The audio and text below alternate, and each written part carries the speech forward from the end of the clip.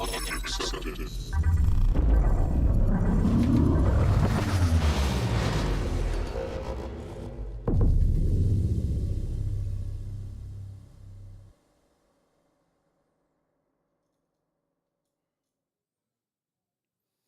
Hi everyone, thank you for joining me today. My name is Ahmed Gad. I work with HSBC. Today we will be talking about a very sketchy topic. It's how actually the quantum computing is redefining the landscape in fintech. So for a second, let's imagine that when there will be quantum computing and it will be utilizing AI, that this financial decision will take a nanosecond. Okay, and this is not science fiction. And this is proven and it's being developed, and there is a lot of investment that is happening already in those areas, which is quantum computing and the AI together.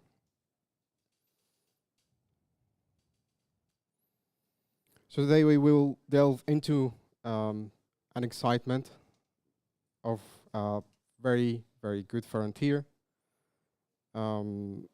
AI is already transforming the world of fintech. For those of you who already works in fintech industry or financial industry, do you know already that there is a lot of AI conversations or AI integrations that is happening right now with the financial industry. But is there an AI impact to the financial industry? And the quick answer is yes, there is an impact that is happening already on the financial industry. But is there any need that we need actually to enhance this financial industry and how we can actually do these enhancements? So let's talk about the limitations for the classical AI, and allow me to say it's classical AI. So the current AI systems, with all its capabilities and with all of its advancement, it's still, when we talk the integration into the financial technology, it's still classical AI. It has its own limitations. So for example, you can imagine that if you want an AI system to give you an idea of what stocks or what options you need to invest to accumulate a certain amount of fortune for yourself, the AI system to give you a good decision on what to invest in and what to not to invest in, it will be trained on top of a massive data sets from different stock markets. And it have to be historical as much as possible to give you, again, the accurate amount of information that we would like to have. So with those limitations, the current AI systems, when they are integrated inside of the financial industry, they're actually giving us not very good indicators, not very good signals, I would say. So I would say that, and again, allow me to say that the current AI systems are still classical systems. So for those of you that knows already quantum, I'm gonna give you just a quick brief what is quantum and why is quantum is a next important thing for financial industry. So as you are well aware, CPUs or processors that are currently available to public use consist of transistors. These transistors are capable of handling signals or bits. Those bits, it's on the binary system, it's either 0 or 1. And it can handle only one bit at a single point of time. Okay, so what's the difference in quantum computing? A quantum computer is built based on the quantum mechanics as a theory. So for those of you who are familiar with quantum computing, you know that the quantum computing, the quantum mechanics theory is actually taking a very deeper look on the atomic and subatomic components of a particle. So let me put this into more simple words. Imagine the oxygen that is already in the room and everywhere. And oxygen is a particle. So this particle has 2 atoms of oxygen. two semantic atoms of oxygen, and each atom of the oxygen does have its own subatomic components, electrons, neutrons, so on and so forth.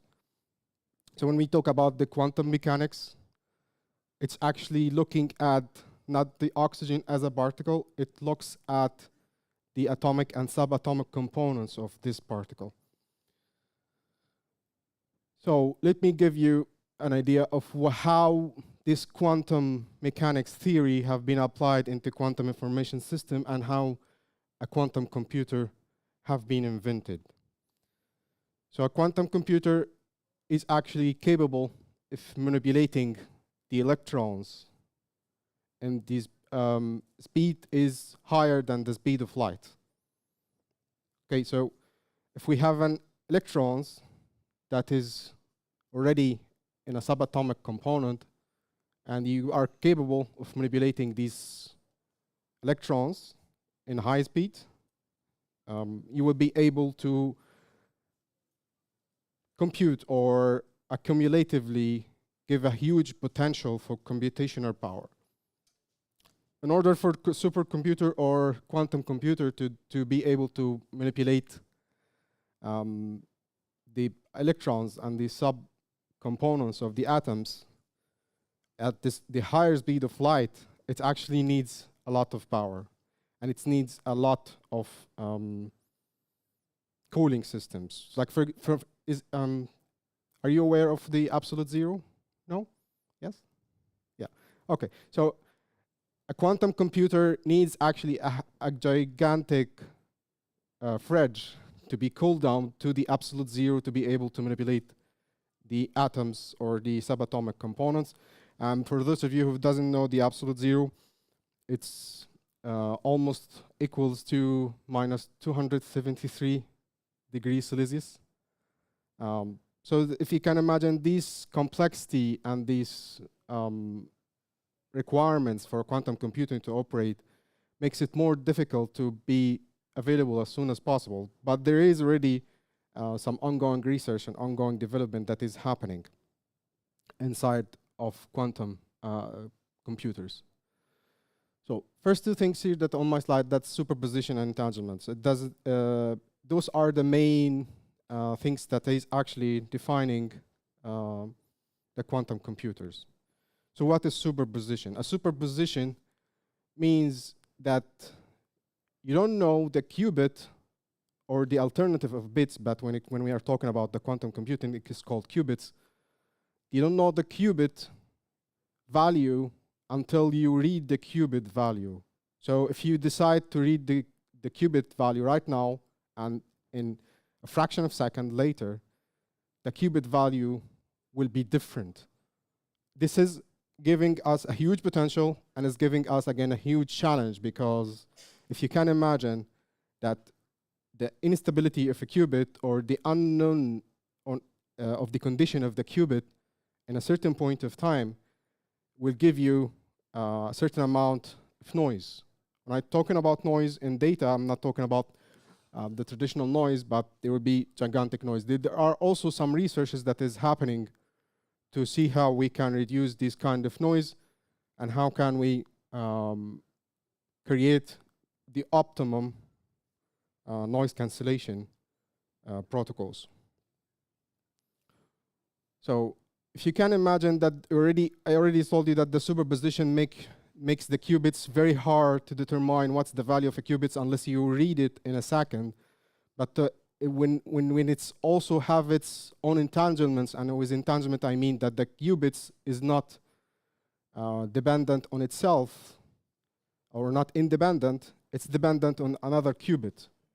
Okay, so if you get two electrons or two qubits in this case, and you put them in relation together and be completely dependent on each other, that it makes it more complex to determine the state of those qubits, because the entanglement is high and the dependency on other qubits are also very high. So if you can imagine with those superposition and entanglement, again, that gives us a huge potential for computation power, and it's also giving us a huge challenge when it comes to how to provide data and manipulate these qubits to get the accurate number of data.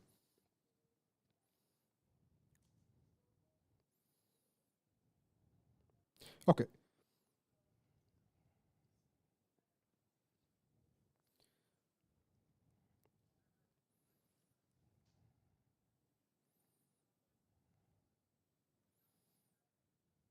Apologies. So why we would need quantum? So quantum is here to give us an answer to uncertainty. So I'm going to give you a quick example of uncertainty. So, but before I give you the example of uncertainty, we should know that the uncertainty at some point may be a good thing. For example, I don't want to be certain that I have 1 year before I die. Okay, I want to have hope that I will live more than 1 year. Okay, so at some point uncertainty is good, but at some point there is a need for us to crack the uncertainty. So I'll give you an example of why the uncertainty is not good. So currently the classic AI systems unable to crack certain data sets and certain problems. For example, we have, if we give them a problem, a medical problem, and we give them the appropriate data, and we train them so good, but they're still unable to give us a correct output of these data sets. So again, that's the classical limitations of the AI system. But again, if you add the quantum computing into the equation for this example, medical scientific research, it will resolve to us the uncertainty with the this example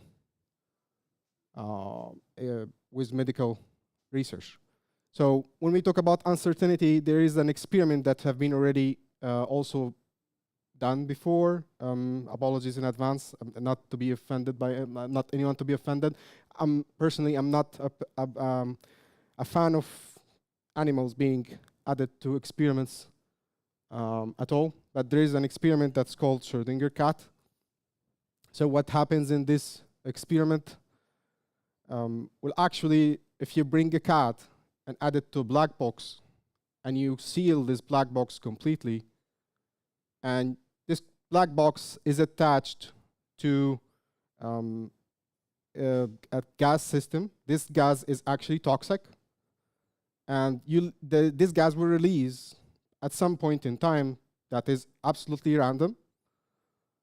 But if you now, can you determine how is the cat is doing inside of the box? Anyone? There is a lot of amount of uncertainty how is the cat is doing actually, until you open up the box. And if you open up the box right now, it will not be the same result if you decide to open up the box in next 10 minutes. Because you don't know if the gas have been released or not. You don't know if the cat can be even survive after being exposed to the gas for 5 minutes or 2 minutes or even 1 hour. Okay, so again, this level of uncertainty will give us a complete black box. We don't know what is inside or how we can solve this problem. And similarly, in fintech, it's very difficult to determine or how we can make sure that these things are actually being accessible to fintech industry. So there is a lot of advancement that is happening on the quantum world, and there is also some research that have been doing on the AI systems or the protocols or the algorithms that will be used within the quantum computing. So if you imagine again that when I talked to you at the beginning that in the financial industry, imagine that in the financial industry that you'll be able to take decisions in nanoseconds. You'll be able to detect fraud before it happens. Okay? You will be able to get a personalized financial advice based on your preference, based on the analysis. You will be able to have also, if you have a portfolio, you will not do anything because what quantum computing will give you will be able to give you an optimization beyond human comprehension. Okay, because again, a lot of us is actually using their own analysis. They're relying on third parties to do the analysis. They're relying on some signals, the signal systems that give them an indication of how they can work, or they can optimize their own portfolio, or they lower their own risk. So let's give those two examples. With, for example, HSBC have been partnered with NVIDIA to develop an algorithm for quantum machine learning that are capable, as of now, of running 165 qubits on NVIDIA GPUs. Okay. So, quantum machine learning is actually similar to machine learning algorithm, but it's defined, or it's developed to be able to work with a quantum processor or quantum computer. So what are the things that we would like to introduce with quantum machine learning, or what are the applications that are available in a quantum machine learning algorithms? So for example, again, if you work in the financial industry, you know already that you have a bunch of people, or a segment of people that is actually underserved, because you can't get enough data, or they can't make a good decision on or their credit worthiness, whether they would be able to give them credit at all, or whether there is already some potential for them to be able to detect fraud cases before it happens. There are a few researches that have been happening in the background also. It's completely scientific researches, so feel free to jump into those links, and just to make sure that you are also aware about the QML application and credit scoring, and how they can actually give the financial industry the potential to work with these underserved population, or the people that the traditional credit scoring system are unable to give a decision whether they are credit worthy, or how much is their credit worthiness.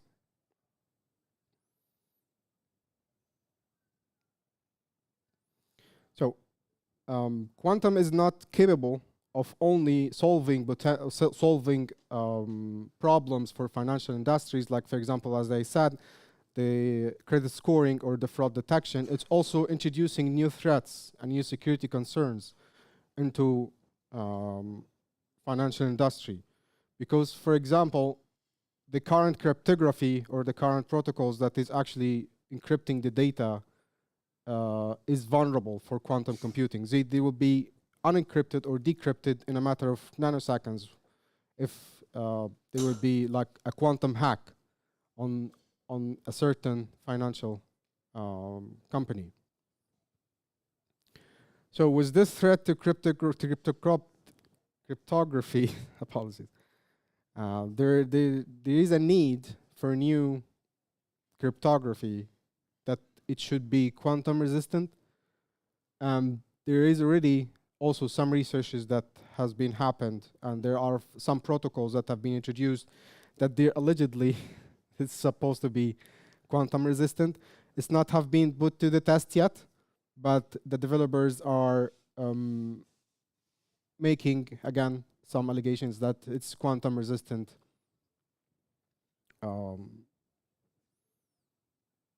cryptography algorithms. So HSBC also have been working on creating the first metro network with alliance with Toshiba, British Telecom, to create the first quantum secured metro network to be able to prepare for the future and to be able to work with these things.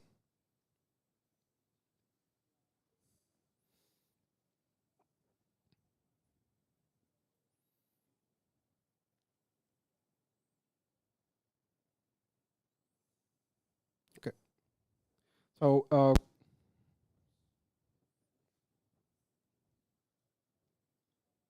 okay. Quantum is still in early stages, so there will be there's not currently publicly available quantum computing to be integrated into financial system. The quantum computers have a huge potential again, but it's also posing a huge risk to the financial industry. We need a governance framework at the end of the day before we can introduce the quantum computers inside the financial industry. And this is also part of the discussions that is happening for each financial sector inside of the companies. But there is one important thing that I would like also to highlight for you, that quantum is happening in the background, and as developers and as engineers, we should always be prepared for quantum computing security. Okay, so do you have any questions? Sure.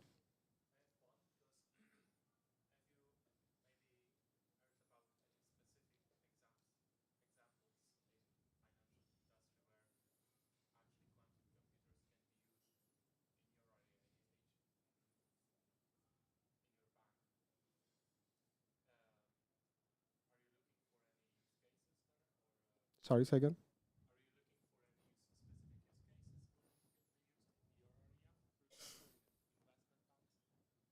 There are already some third parties that have been working on quantum machine learning algorithms, and they have already some systems that are working with quantum machine learning algorithms, but not to quantum computers.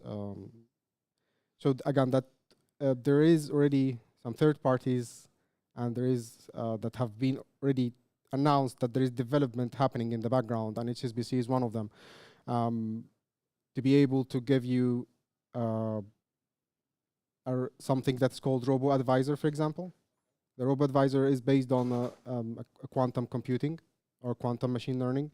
So it's giving you the indications of what is the risk that you can bear, what is the good options for you to select, and for what is the amount of time that you need to invest for. So this is one example. There is also other examples, again, that is happening for credit scoring, fraud detections. But again, that's still something that's still in development. So there are a lot of third parties that have been researching inside of this, whether they are from financial sector or whether they are in technological sector. There is a lot of investment that's happening.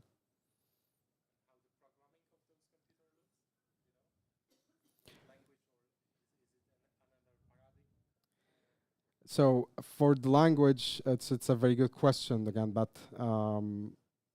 the traditional language that is available right now, there is an part of the languages that actually is being used inside of the development, and there is a need also to introduce some new parts of this language to unlock the potential for the quantum computers. There is already developed quantum computers, machine learning algorithms in different languages, Python mainly, but the Python language actually is being developed internally, again, to work with the quantum computers. So to answer your question, maybe there could be a new languages that will be introduced to solve only or to work only within quantum computers, but they're currently what is the developers and scientists are using is actually what is available for us right now, which is, for example, Python.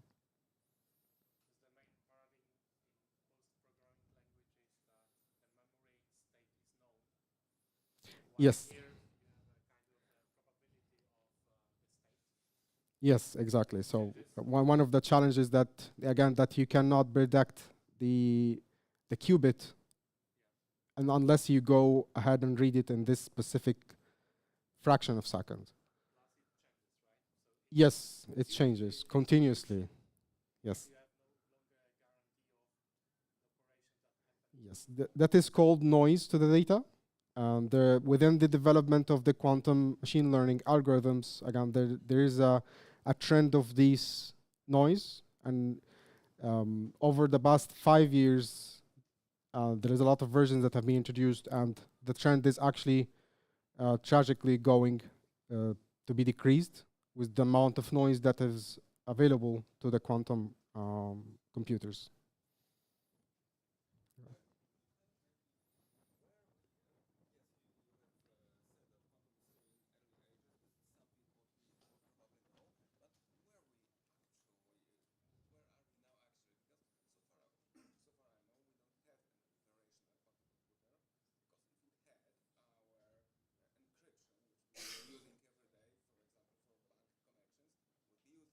Yes.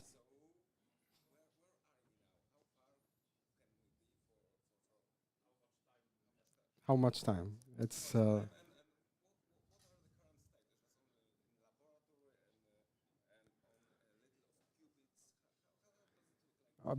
yes. There is a lot of things to need to consider, and you have said rightly that how much time do you need to develop this to be publicly available, and what's the amount of qubits that is available for us right now. So what I can say for sure, what is available for me, that, for example, there is researchers that have been working in increasing the amount of qubits available inside of a quantum computing.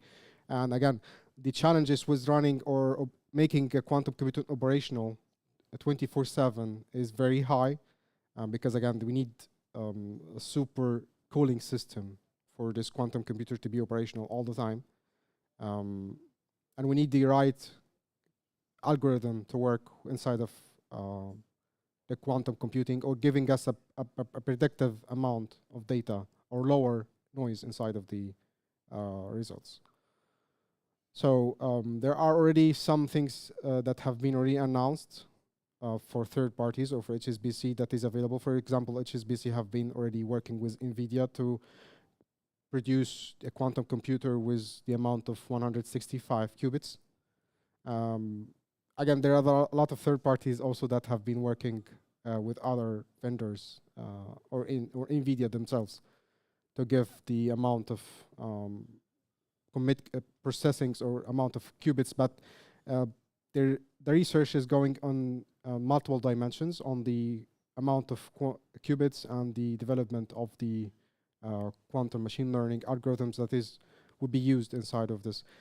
To be exact on how much time it can be available for publicly use, it also has its own uncertainty, because again, you cannot predict, because it's based on human effort or based on scientists, on developers that is already working inside of this field at the moment.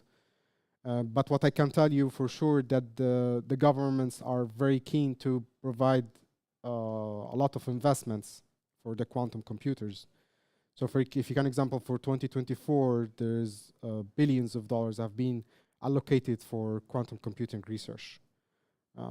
That's only on the government sector. Also on the private sector, there is a lot of investment that have been happening between companies, whether they are, again, technical companies or financial companies, to work to give themselves ahead of time in position. But this has not been giving like a fixed date when this will be available. But going directly to the point that if it's already publicly available, the already cryptography or the already encrypted versions of data will be worthless or will be vulnerable to quantum attacks. What I can tell you for sure, it's just a matter of time that when this encryption will be unviable and these data will be vulnerable, unless there is, again, every financial bank will be ready with these financial or quantum resistant algorithms. So again, that there is some algorithms that have been developed already, and according to their developer, their quantum resistance, they have not been put to the test yet if they are quantum resistant or not. But there is already some quantum resistant cryptography that have been developed. Any other questions?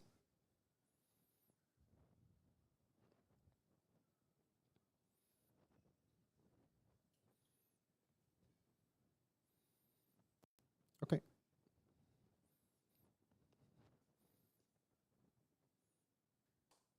Thank you.